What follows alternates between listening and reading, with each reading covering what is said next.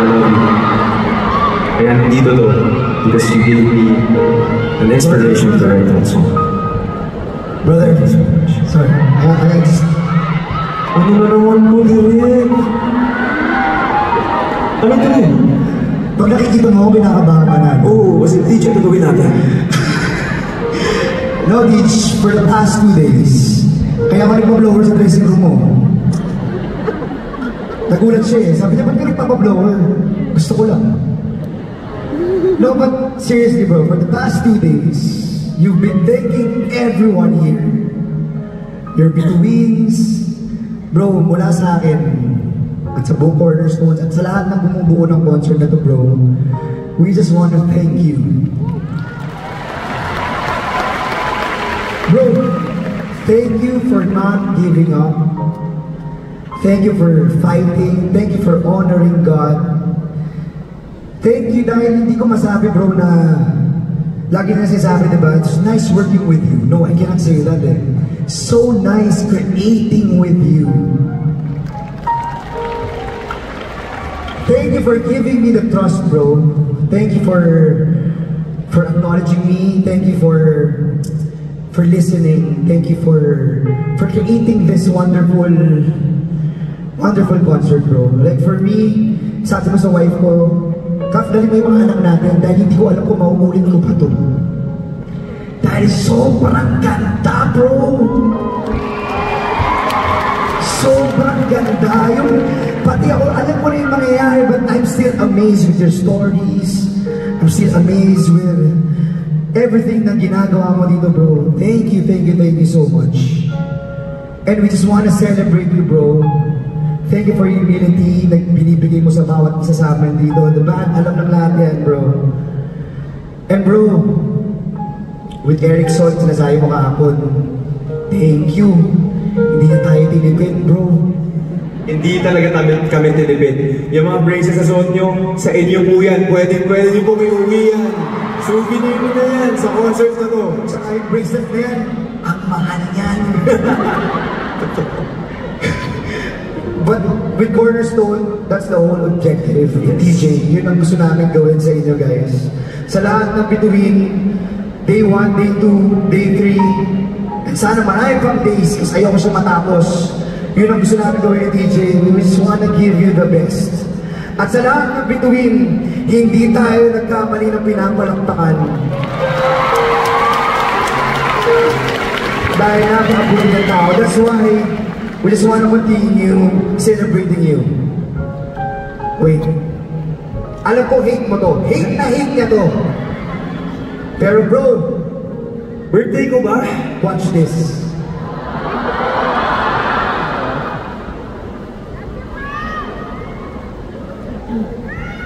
Audio please. Andito yung director, nawala lang ako dyan, nawala ng audio.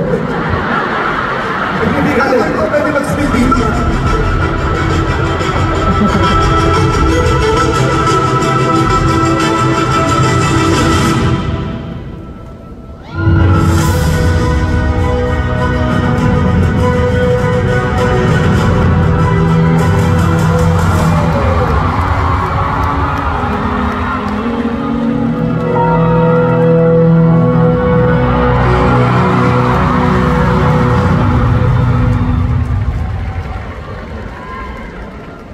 Yes, sir!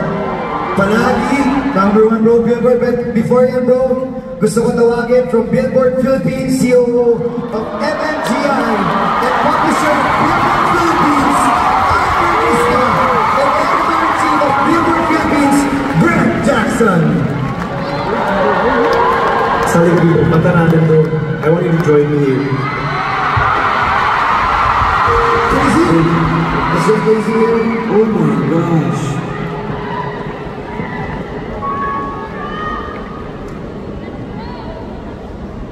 Oh my God. Sobra. Casey? Bonus na lahat na to. Wow.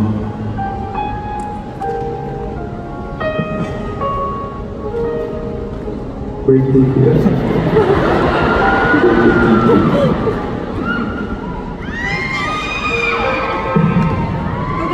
Congratulations, Casey and TJ. DJ. So this is the first time that we're going to do this because for 2024, Palagi is the #1 song in Billboard Philippines. And tonight, we'd like to give this award to you. So Billboard Philippines proudly presents this certificate to DJ Monterde and Casey Tendingan in recognition for ranking #1 on the Billboard Philippines charts with Palagi. So again, you are the #1 song for 2024 and you top both the charts, the Philippines Hot 100 and our top Philippine songs. Congratulations to the winner.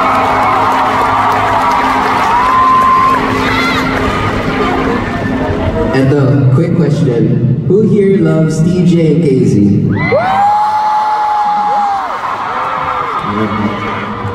And this is a very special award because this doesn't just mean you're #1 on Spotify, YouTube, and Apple Music in sales. It means all of those things. You're #1 across the board. This is saying that OPM is going different places in the Philippines. Every day, all of you are choosing Filipino music, and TJ and Casey are a representation of that. So thank you TJ and Casey.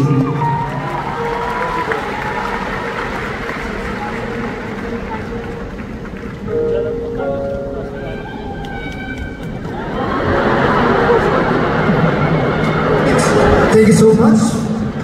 Maging host na. Martis, dito ka muna. Dito ka muna.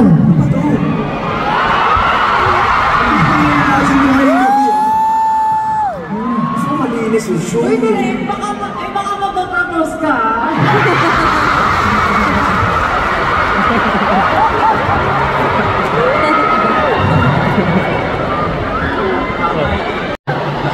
Okay. Wait guys, there's more. Ayan! Nasaan ba tayo? Ano yan? Ilang araw kong nag-sold out si TJ Monterde sa Arena. 3 araw. Day 1, Day 2, Day 3. Ang dami nangyari sa 3 araw na yun. Umabot sa pag-host ko dito. Mas kinabahan akong pumunta dito kaysa mag-direct doon, bro. Tapos sasabihan mo ako na stage manager dito. Stretch. That's the worst. Ano bang hinihintay? Wala akong headset. No, but DJ, sige, stretch daw. Ano naramdaman mo dun sa Billboard? Tulad na sabi ko kanina, bigay talaga yung Lord to. Walang akin dito. Wala akong maramdaman. Kayo yung nakinig, hindi naman ako yung nakinig. So maraming salamat po sa inyong lahat for making Palagi #1 sa Billboard. Thank you so much. Kayo po to. Wala akong masabi kundi maraming salamat. Alright. Sinabi na sa akin, go na. Sure na talaga to. Sure na to. 3 days sold out concert, bro. Kaya naman tatawagin ko rito si Miss Irene Jose, Chief Operating Officer, and Miss Maria Viena Araneta Forest, Director of Special Projects and Events. Bro, mula sa Araneta Coliseum. And Miss Karen Nicasio, TicketNet General Manager. Ma'am, can you go here, please?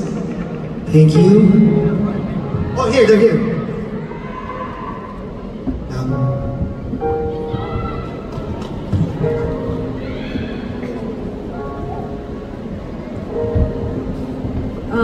Good evening, everyone.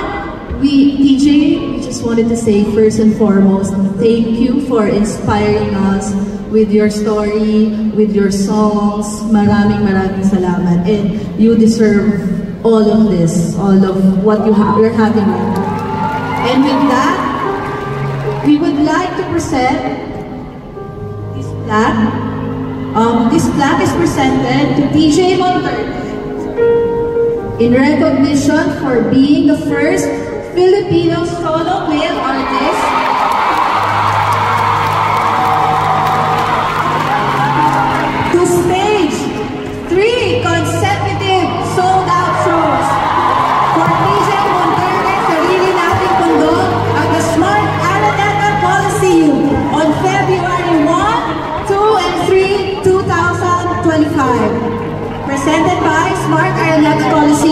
this 3rd day of February 2025 in Quezon City, Philippines. Signed by Ms. Irene L. Jose, Chief Operating Officer, and Ms. Maria Victoria Araneta Flores, Director for Special Events. Thank you and congratulations, DJ. Thank you.